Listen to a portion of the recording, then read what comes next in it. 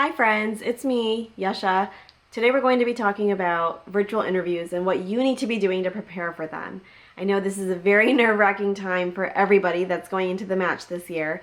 I assure you, you're going to be fine, but you do need to prepare for your interviews.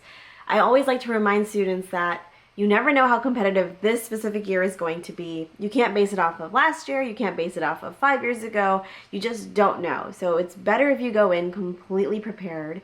I definitely think that you should accept all of the interview invites that you get, and only at the end of the season or sort of in the last third of the season start to cancel or start to reevaluate where you may not need to go to every single interview.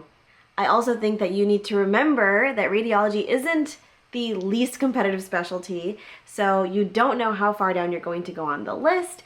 I mean, you should see the applicants. Like, I am no longer affiliated with a program, so these are my honest thoughts, but you never know what the other applicants look like, and so just because you have a 295 on your board exams, that doesn't mean that there aren't 10 other people like you. And I don't want to be negative, I don't want to be mean, but the point is that programs want someone who is a good fit. They don't care necessarily about your board scores.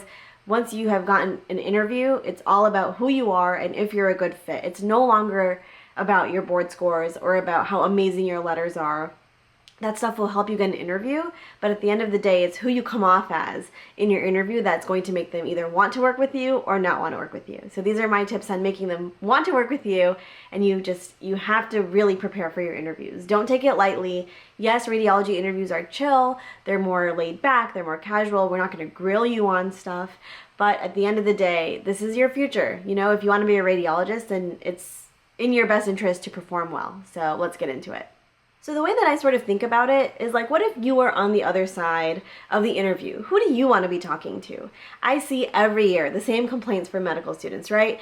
They didn't know anything about my application. Did they even read my application? They didn't even look like they wanted to be there. They were in a rush.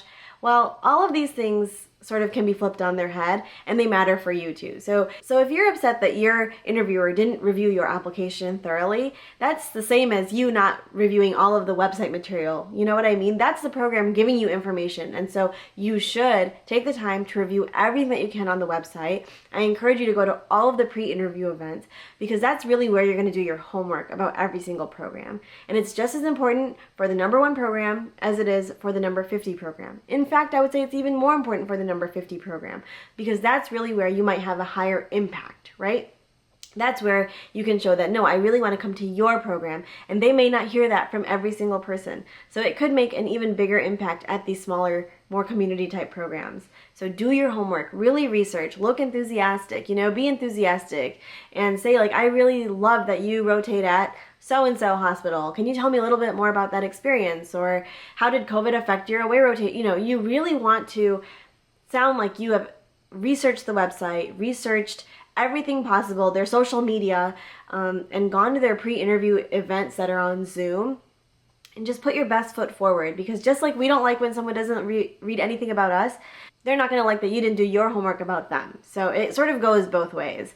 And if you really are so burned out at the end of the season that you really can't review any more websites, at that point, A, cancel the interview because you clearly don't want to be at that program, or B, take notes during the morning presentation. Usually the PD will sort of put together some sort of presentation and tell you about the program. At least take notes during that so you have something to reference later. But if you're really that burned out and you don't even care about the program enough, give that opportunity to someone else. You know what I mean? The same thing goes for looking engaged. You want to look like you're excited to talk about it, just like how I'm excited to talk about this with you, right? You want to look excited. You want to feel like you're so honored to be at that interview, because you are. You're going to be a radiologist someday. Isn't that exciting? Like, that should really put some fire into your emotions, and just, you want to look excited. I mean, nobody likes interviewing with someone who looks bored, who's not even engaged, who's looking away, like, oh, when is this going to be over? I want to go get some water, I'm hungry. No, you need to turn that off. You need to look into the camera. You need to prove that you want to be there, that you are so honored to have received that interview, and you're going to do everything in your power to match at that program. You know what I mean? That's the type of vibe that you want to give. Because like I said, it's really not about your application anymore. That's just talking points once you've received your interview.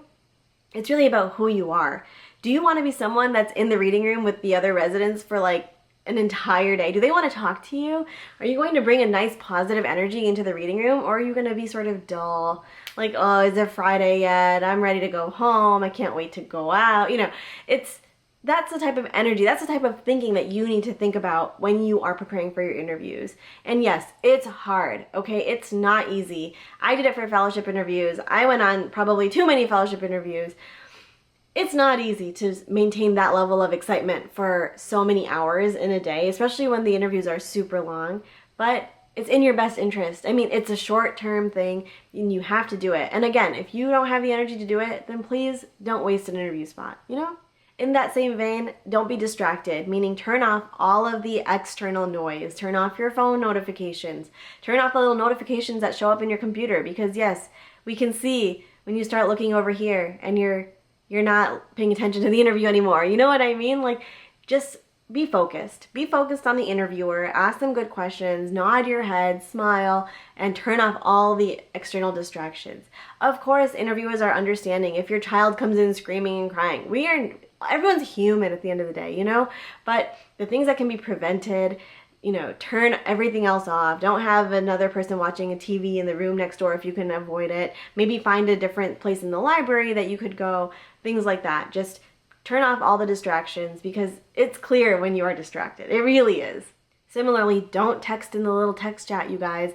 I don't know personally if the program can see that. I mean, I've never been given access to whether or not a program can review that information. But A, it makes you distracted by talking in the chat. And B, you don't know what the program can see. So just don't do it. Just don't do it. I mean, why take a risk? Why would you want to take that risk? You've worked so hard to get to that point.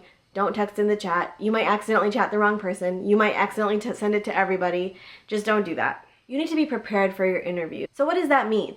Obviously, you need to ask good questions. And I think that's really where it becomes very noticeable when an applicant has not done any homework on a program, right? When you get those surface level questions, that's really when you realize that someone may not be as interested in your program as you once thought.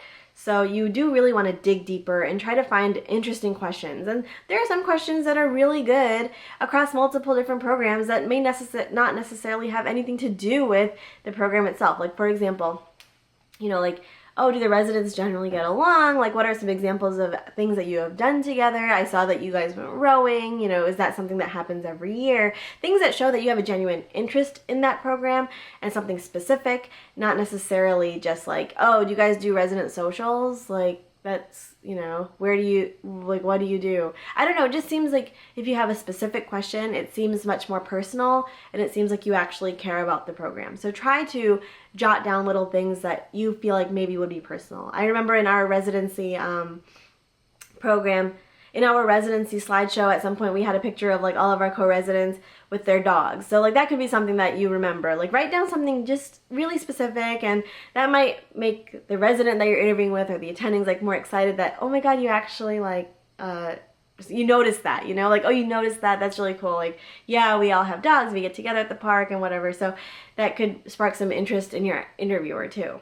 At the same time, you want to research your interviewer, because everybody likes talking about themselves. We all love talking about ourselves, right? So if you can find something interesting about your interviewer, then that could sort of create an entire conversation and use up all of your interview time, for example. So what do I mean by that? Obviously, there will be a slideshow with all the faculty, and it might just have either their title or their subspecialty, and that's boring, that's fine. So you're a breast imager, yeah, cool, okay. But if you actually Google them, you'll find out what they're actually interested in. So if you Google me, you'll see I'm all over social media, right? That's what I enjoy. That's way more fun to talk about, right? That's super fun to talk about. I love talking about social media. If you start me on a social media talk, that's never gonna end. But if you just talk to me about my regular day-to-day work, yeah, I'll tell you about that, that's fine. So things that you can do would be just Googling them, like I just said, or you could look them up on PubMed to see what their research is about. You could look them up on Google Scholar. You could look them up on the university website, because sometimes they'll have a little bio which talks about maybe where they live or if they have pets, or maybe some more personal information. And I think all of that's really valuable, because that can sort of, if you notice that they've mentioned that they live in blah, blah, blah with their 3 cats or something, and then you saw a picture in the slideshow with multiple pets, you could ask something related to that. You just string things together and sort of create a nice package for your interviewer, and hopefully they will sort of see where you're going with it and, you know, take off with a nice conversation. I mean, that's really what makes it memorable, right? Like, oh, this person noticed that I had, you know, like one of my interviewers had a cello, I think, in the background, and I asked her about it. I was like, is that a cello in the background? Because I play piano and I've played for a long time and I play flute.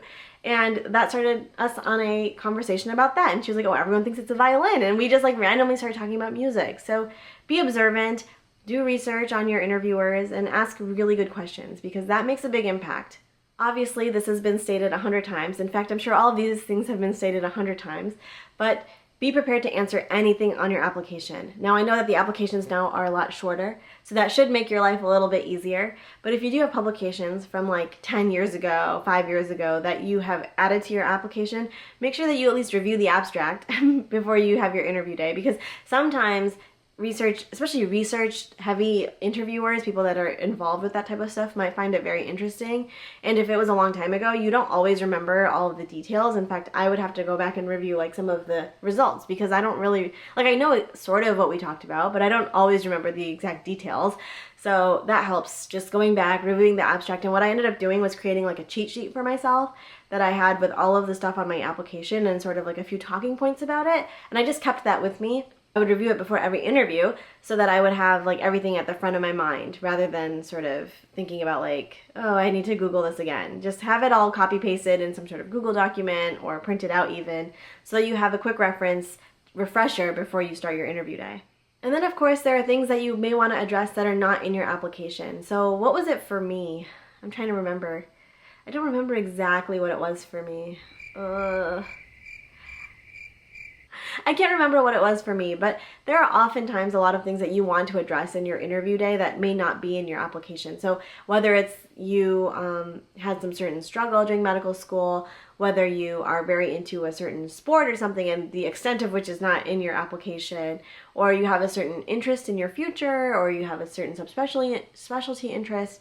So there are a lot of things that are about you that are not in the application, right? Like, you know, you are not your application. Your application is not you. You're not the exact same. So I would always keep a cheat sheet of the things that I wanted to address somewhere on my desktop, so that just in case it came up, like if I had a chance to talk about it, I could tie it in. And a really great place to tie in things like that, like whether it's your history or your background or the reason you're going into radiology or the reason why you're interested in a specific geographical location, which may not be in your application, you can keep that in sort of like a cheat sheet to remind yourself to talk about it during your interview day. And a great place to talk about that would be in the tell me about yourself question, because that can really sort of tie a nice little line. You can create some sort of storyline about where you started and where you are now and where you want to end up and why you want to be in this place. And I might make an entire video just about how to answer that one question, because I think it's such a telling question. Regardless, it's very helpful to keep a little cheat sheet of the things that you really do want to address, whether it's in your application or not, so you remind yourself that these are the things that I want to talk about, and especially for each program, because it might differ, right? Geographical location, or a specific research project, or a specific mentor, or a specific program that they have. I mean, there might be a variety of things that you want to discuss, and sometimes finding a way to make sure you get it into that 15-minute time slot might be challenging. So just having it right there, ready for you, can be helpful. So anyways, this was just the first video about virtual interview tips. If you want more, there will be more coming your way. But I just wanted to at least get this out there so you don't panic. You're gonna be fine, everyone's gonna be fine.